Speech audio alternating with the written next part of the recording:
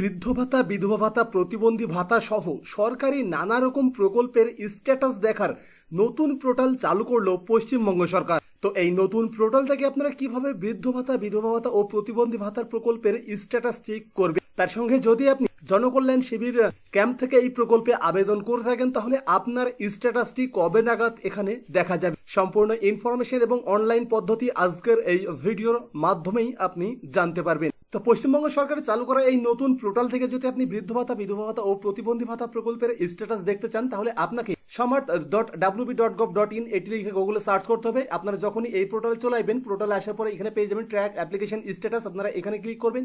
এরপরে আপনারা সেম এর আগে যে পোর্টালটি চালু ছিল, যদি আপনারা অনেক সময় লক্ষ্য করেন জয় বাংলা যে আগে যে পোর্টালটি চালু ছিল, এটা আমি যতবারই রিফ্রেশ করি না কেন এটি কিন্তু সম্পূর্ণভাবে বন্ধ হয়ে গিয়েছে। এখন আপনাকে এই নতুন পোর্টাল থেকে স্ট্যাটাস দেখতে হবে, আর আগের পোর্টালে যে প্রসেস ছিল সেম সেই সমস্ত প্রসেসই রয়েছে। তো এখানে যে আপনারা প্রথমেই প্রকল্পের নাম সিলেক্ট করবেন, এখানে জয় জোহার রয়েছে, এলপিপি পেনশন, এলপিপি পেনশন যারা পান তাদের স্ট্যাটাস আপনারা এখান থেকে চেক করতে পারবেন। MSME pension, old age pension for farmer, old age pension for fisherman, তারপরে এখানে তপশিল বন্ধু, তারপর এখানে পেয়ে যাবেন মানবিক ভাতা, এখানে old age pension, window pension মানে বয়স্ক ভাতা এবং বিধবা ভাতা। তো এর মধ্যে থেকে আপনি যে প্রকল্পের স্ট্যাটাস চেক করতে চান বা আপনার নাম যে প্রকল্পে নথিভুক্ত রয়েছে সেই প্রকল্পটি এখান থেকে বেছে নেবেন। ফর এক্সাম্পল আমার এখানে উইন্ডো পেনশনের নাম রয়েছে, তো আমি এখানে উইন্ডো পেনশন সিলেক্ট করব।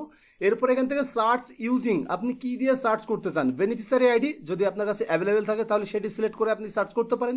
মোবাইল নম্বর যদি লিঙ্ক থাকে তাহলে আপনি মোবাইল নম্বর দিয়েও চেক করতে পারেন, আর আধার নম্বর। তো এই আধার এবং মোবাইল এই দুটো নম্বর দিয়েই বেসিক্যালি কিন্তু আপনারা প্রায় সকলেই চেক করতে পারবেন।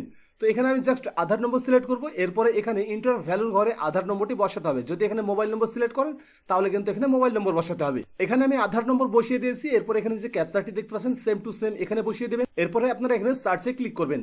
সার্চে ক্লিক করার পরে আপনার সামনে কিন্তু রেজাল্ট চলে আসবে। তো এখানে প্রথমেই বেনিফিশিয়ারি আইডি দেখিয়ে দেবে, তারপরে অ্যাপ্লিক্যান্ট নেম মানে যে ব্যক্তি এই ভাতা পাচ্ছে সেই ব্যক্তির নাম, তারপরে এখানে অ্যাড্রেসটি দেখিয়ে দেবে, তারপরে এখানে কারেন্ট ব্যাংকিং ইনফরমেশন মানে কোন ব্যাংক অ্যাকাউন্টে প্রকল্পের টাকা ঢুকছে বা ক্রেডিট হচ্ছে সেই ব্যাংকের যে ডিটেলস সেটি আপনারা এখানে দেখতে পেয়ে যাবেন। এরপরে কারেন্ট স্ট্যাটাস, এখানে কিন্তু দেখতে পাচ্ছেন এই বেনিফিশিয়ারির স্ট্যাটাস কিন্তু অ্যাপ্রুভড লেখা রয়েছে।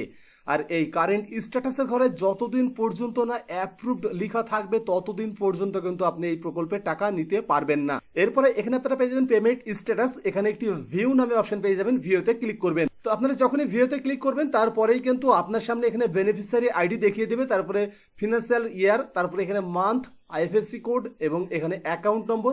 তারপরে এখানে পেয়ে যাবেন পেমেন্ট স্ট্যাটাস, পেমেন্ট সাকসেসফুল নাকি আনসাকসেস তার স্ট্যাটাস কিন্তু এখানে আপনারা দেখতে পেয়ে যাবেন। এরপরে এখানে আপনারা পেয়ে যাবেন একটি ড্রপ ডাউন মেনু, এখান থেকে আপনি সিলেক্ট করতে পারেন যে আপনি কোন সালের পেমেন্ট স্ট্যাটাস চেক করতে চাইছেন। তো এখানে এ টু জেড 2020 থেকে 2027 পর্যন্ত পেমেন্টের স্ট্যাটাস কিন্তু দেখতে পারবেন।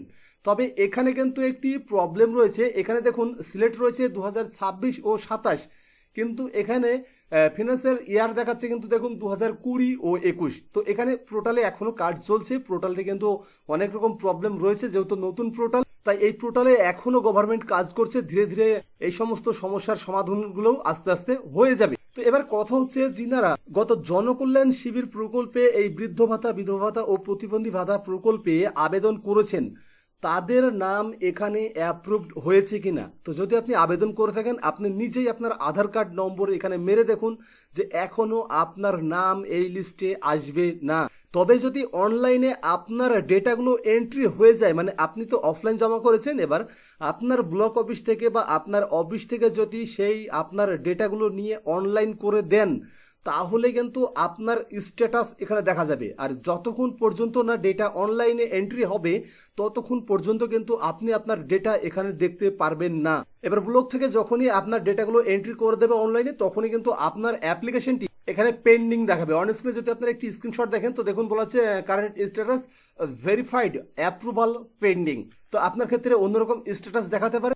তবে যদি ডেটা এন্ট্রি অনলাইনে হয়ে যায় তাহলেই কিন্তু এখানে আপনার নামটি শো হবে বা আপনার বেনিফিশিয়ারি আইডি জেনারেট হবে, তারপরেই কিন্তু এখানে আপনি আপনার স্ট্যাটাসটি চেক করতে পারবেন, সেটি আপনি জনকল্যাণ শিবিরে যদি ফর্ম জমা করে থাকেন। তো এই সবেমাত্র 4-5 দিন হচ্ছে জনকল্যাণ শিবির কমপ্লিট হওয়া, তাই সম্ভবত এখনো সবারই ডেটা কিন্তু অনলাইনে এন্ট্রি হবে না। তাই এখন চেক না করে আপনারা কিছুদিন অপেক্ষা করুন, তারপরে চেক করবেন। তারপরেও যদি আপনার মন না মানে তাহলে অবশ্যই একবার চেক করে নেবেন। তো এই ছিল আজকের ভিডিও। তো ভিডিওটি কেমন লাগলো অবশ্যই কমেন্ট করে জানাবেন। যদি ভিডিওটি ভালো লাগে তো ভিডিওটি লাইক করবেন, কমেন্ট করবেন, আপনার বন্ধুদের সাথে শেয়ার করবেন। পরবর্তীতে এমনই গুরুত্বপূর্ণ ভিডিও দেখার জন্য চ্যানেলটি সাবস্ক্রাইব করে পাশের বেল আইকনটি অল করে রাখবেন। যদি আপনি ভিডিওটি ফেসবুক থেকে দেখেন তাহলে অবশ্যই ফেসবুক পেজটিও ফলো করে রাখবেন। এছাড়াও ছোটখাটো নিত্য নতুন গুরুত্বপূর্ণ আপডেট আমরা আমাদের হোয়াটসঅ্যাপ এবং টেলিগ্রাম চ্যানেলে দিয়ে থাকি, সেখানেও আমাদের ফলো করে নেবেন। আজকের ভিডিও শুরু থেকে শেষ পর্যন্ত দেখার জন্য আপনাকে অসংখ্য ধন্যবাদ।